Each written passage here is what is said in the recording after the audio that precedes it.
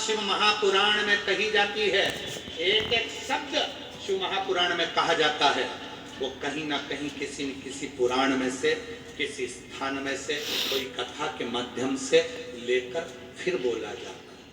हमें भी मालूम है कि करोड़ों करोड़ों लोग इस कथा को सुनते हैं। कोई भी आकर खड़ा हो जाएगा कि प्रमाण दीजिए, तो उस प्रमाण को देने के लिए कौन से पुराण से, कौन से शास्त्र से, कौन सी जगह से, कौन से पृष्ठ से, गीता प्रेस गोरखपुर की कौन सी किताब से उसको लिया गया, उसका पूरा वर्णन एक डायरी में लिखते हैं। उसके बाद व्यासपीठ पर आते हैं, फिर बताने का प्रयास करते हैं, जिससे किसी को बताने का समय आए तो बताया। कई लोगों ने बीच में प्रमाण कहा शिव जी पे चढ़ा हुआ जल नहीं पीना चाहिए, फिर उनको प्रमाण दिया। फिर किसी ने कहा पशुपति व्रत तो हमारे पुराणों में नहीं है। कैसे नहीं है? पाशुपत्य व्रत एक होता है, पाशुपत योग, एक पाशुपत अस्त्र और एक पाशुपत व्रत। पाशुपत व्रत स्वयं देवादिदेव महादेव का वो व्रत भगवान कृष्ण ने भी करा है। भगवान कृष्ण ने भी पाशुपत योग भी करा, पाशुपत व्रत भी करा और पाशुपत अस्त्र भी रखा। संसार के लोग जब द्वापर में भगवान कृष्ण ने जब पाशुपत व्रत करा, अस्त्र करा लिया और पाशुपत योग करा, तो भगवान शंकर ने कहा दुनिया की सामर्थ्यता नहीं है जो पाशुपत योग कर ले, दुनिया की सामर्थ्यता नहीं है कि पाशुपत अस्त्र धारण कर ले, पर कली काल में जो पाशुपत व्रत करेगा वो पाशुपत अस्त्र और योग के बराबर होगा, उसका फल जरूर मिलेगा, उसका फल मिलेगा। तो दुनिया के लोगों ने फिर पाशुपति व्रत करना प्रारंभ करा।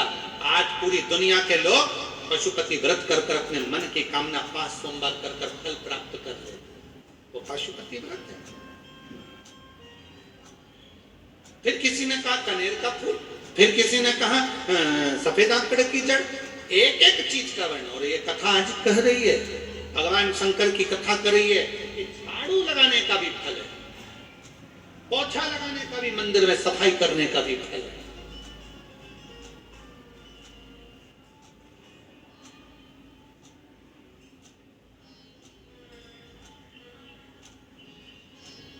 फिर किसी ने कहा गुरुजी आपने एक बार कथा में कह दिया कि शंकर के शिवलिंग के अगर टुकड़े से टुकड़े, टुकड़े से टुकड़े 1000 टुकड़े भी हो जाएं तो भी वो खंडित नहीं माना जाता। बिल्कुल उसका प्रमाण है भारत की भूमि का बिजली महादेव जो कुल्लू मनाली में है, जिसके ऊपर बिजली गिरती है, शिवलिंग के टुकड़े हो जाते हैं, उस टुकड़ों को वापस जोड़ा जाता है और शंकर की पूजन चालू हो जाती है। वो भगवान बिजली महादेव की सहस्रेश्वर शिवलिंग, उसका प्रमाण। लगाई झाड़ू, धूल उड़ी, मस्तक चढ़ी, शिव प्रसन्न। मांग तुझे क्या चाहिए? पुनीतावती ने कहा बाबा बस एक वर दे दो। क्या? मुझे भूत बना दो, प्रेत बना दो, मेरा ये सुंदर काया समाप्त कर दो। भजन में तकलीफ होती है। शिव ने कहा भजन में तकलीफ? हाँ, सुंदर हूं ना, लोग आते हैं, देखते हैं, ताने देते हैं, शिव को नहीं देखते, मुझे देखते हैं, अपशब्द करते हैं, ताना देते हैं, आड़ा टेढ़ा करते हैं।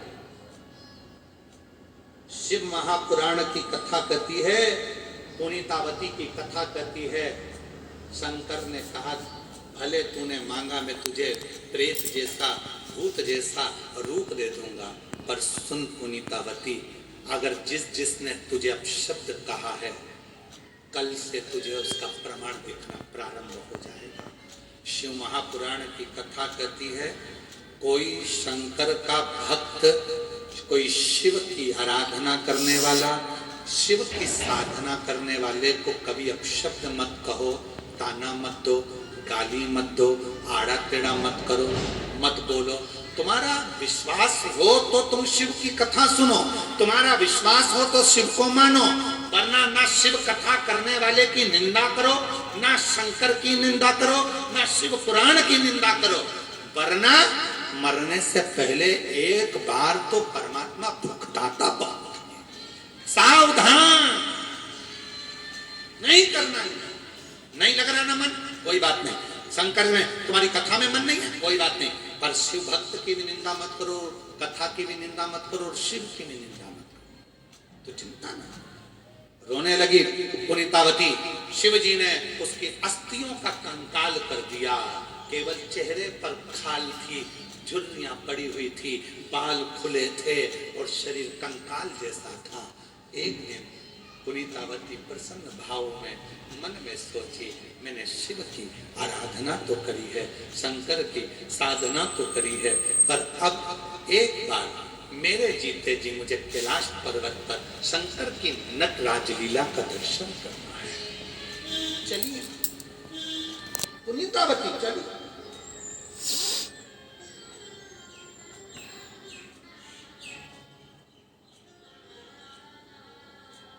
एक पुनीतावती भारत की भूमि के दो संत ऐसे हुए, एक रामकृष्ण परमहंस जी और एक पुनीतावती जी।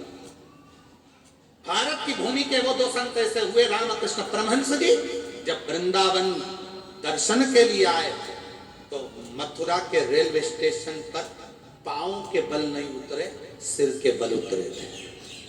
रामकृष्ण परमहंस जी और भारत की भूमि की दूसरी संत पुनीतावती ऐसी थी जो कैलाश धाम की यात्रा करने के लिए गई और जब कैलाश नजदीक में थे तो पांव से चलना बंद कर दिया था, हाथ के बल चलती थी, थक जाती थी तो सिर को जमीन पर टेक लेती थी।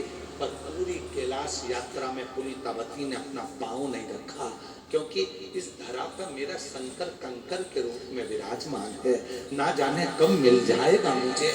पांव नहीं रखा। भारत की भूमि के एक संत रामकृष्ण परमहंस जी मथुरा के रेलवे स्टेशन पर उतरते हैं तो सिर के बल, हाथ के बल उतरते हैं। कहा साथ वालों ने, स्वामी जी क्या कर रहे हो, लग जाएगी, चोट लग जाएगी, गिर जाओगे, पांव क्यों नहीं रखते? रामकृष्ण परमहंस जी ने कहा, जिस ब्रज की रज में मेरे कृष्ण ने अपना चरण रखा है उस रज पर मैं पहले सिर रखना चाहता हूं, अपना पांव नहीं।